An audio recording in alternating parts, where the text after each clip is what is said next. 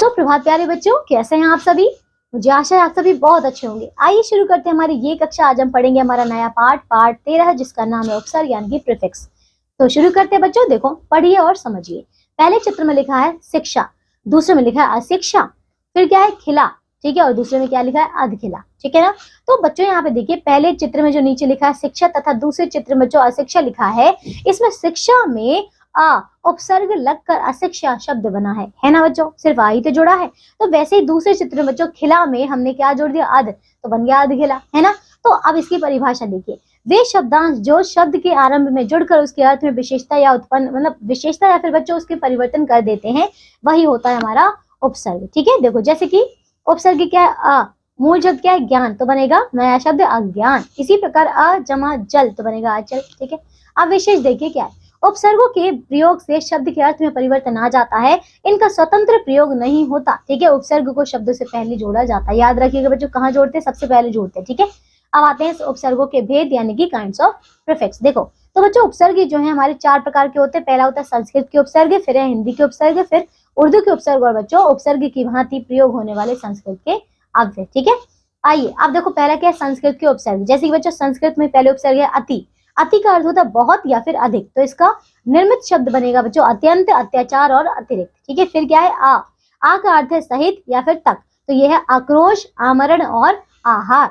अगला है अधि। अधि का अर्थ है बच्चों ऊंचा, श्रेष्ठ, ठीक है, तो यह है अधिकारी, अध्यक्ष और अधिपति।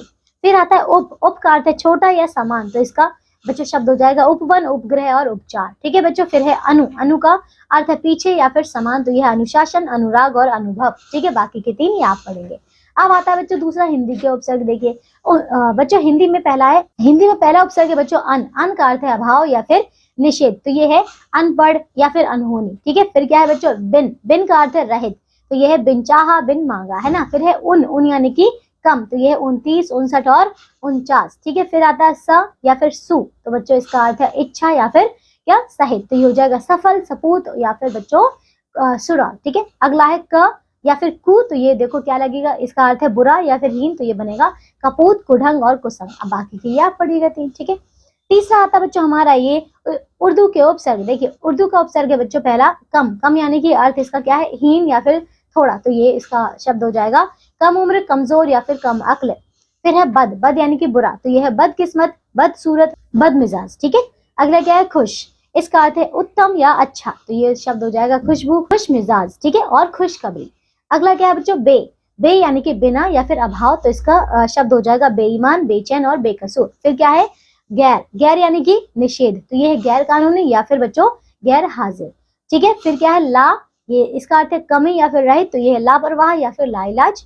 अगला है ना, इसका अर्थ है नहीं, तो ये हो जाएगा ना समझ, नाबालिग और नामुमकिन।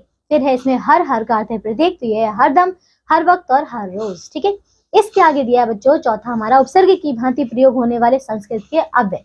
इसमें अव्यय बच्चों सह, तो ये इसका अर्थ है साथ, तो ये हो जाएगा शब्द इसका सहयोग या फिर सहपाठी। इसी प्रकार स्व का अर्थ है अपना, तो ये स्वदेश और स्वभाव।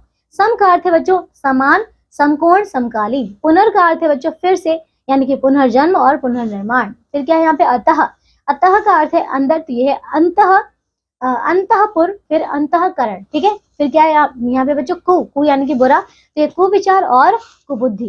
फिर है अधः, ठीक है, यानी कि नीचे, तो ये बनेगा अधः पतन या फिर अधोगति। अगला है चिर यानी कि बहुत, तो ये है चिरकाल या फिर चिरानंद। तो ठीक है बच्चों, ये था हमारा पाठ, पूरा हो चुका है। आइए अब हम दोहराते हैं जल्दी से कि हमने इस पाठ से क्या सीखा। आओ दोहराएं। पहला, वे शब्दांश जो शब्द के आरंभ में जुड़कर उसके अर्थ में विशेषता या परिवर्तन करते हैं बच्चों से उपसर्ग कहते हैं। उपसर्गों का स्वतंत्र रूप से प्रयोग नहीं होता है, ठीक। उपसर्गों को शब्दों से पूर्व जोड़ा जाता है, ठीक है बच्चों। तो ये था हमारा पाठ जो कि पूरा हो चुका है। आज के लिए सिर्फ इतना ही। अब हम मिलेंगे अगली कक्षा में, तब तक के लिए इन सारे उपसर्गों को आप अच्छे से पढ़िए, ठीक है। और साथ ही साथ अभ्यास के प्रश्नों को भी आपको करना है। अपना ध्यान रखिएगा बच्चों और अच्छे से पढ़िएगा। बाय।